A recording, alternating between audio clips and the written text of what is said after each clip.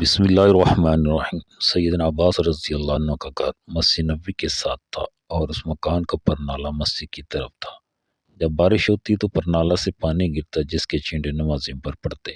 سیدنا عمر رضی اللہ تعالیٰ عنہ نے نمازیوں پر چھینٹے پڑتے دیکھے تو پرنالے کو اکھاڑ پھینکا۔ جب سیدنا عباس سے دیکھا ان کے مکان کا پرنالہ اتار دیا گیا ہے، پوچھا یہ کس نے اتارا؟ جواب ملا امیر المومنین نے نمازیوں پر چھینٹے پڑتے دیکھے تو اسے اتار دیا۔ سیدنا عباس رضی اللہ تعالیٰ نے قاضی کے سامنے مقدمہ دائر کر دیا۔ چیف جسٹس ابی بن کعب رضی اللہ عنہ ہیں۔ امیر المومنین ابی بن کعب رضی اللہ عنہ کے در میں پیش ہوئے تو جج صاحب لوگوں کے مقدمات سن رہے ہیں اور سیدنا عمر رضی اللہ تعالیٰ عنہ عدالت کے باہر انتظار کر رہے ہیں۔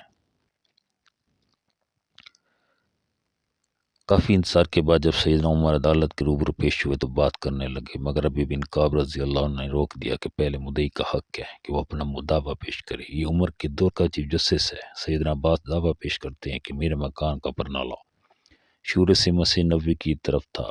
زمانہ نبوی کے بعد سیدنا ابوبکر کے دور میں بھی یہی رہا، لیکن عمر نے میرے مکان کا پرنالہ میری عدم موجودگی میں میری اجازت کے بغیر اتار دیا ہے۔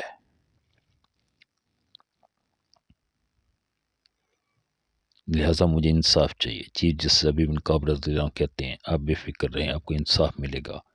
قاضی نے سیدنا عمر رضی اللہ تعالیٰ عنہ سے پوچھا آپ نے سیدنا عباس کے گھر کا پرنالہ کیوں اتارا؟ 22 لاکھ مربع میل کا حکم کٹہرے میں کھڑا ہو کر کہتا ہے سیدنا عباس کے مکان کا پرنالہ مسجد نبوی کی طرف تھا۔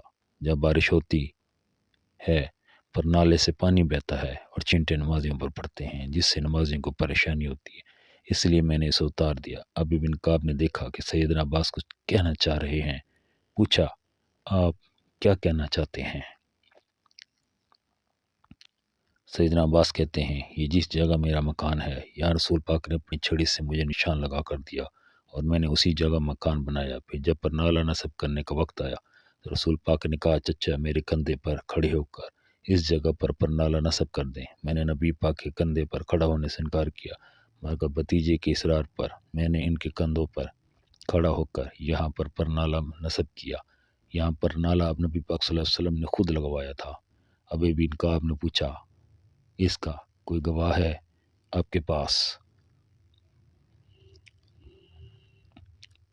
سیدنا عباس جلدی سے باہر گئے اور کچھ انصار کو لے کر آئے۔ انہوں نے گواہی دی کہ سیدنا عباس سچ کہہ رہے ہیں۔ یہ سنتے ہی سیدنا عمر کی ہوش اڑ گئی اور رونے لگے، آنسوں کی جھڑی لگ گئی، اپنا پیارا نبی یاد آ گیا اور زمانہ نبی کا منظر نظر میں گھوم گیا۔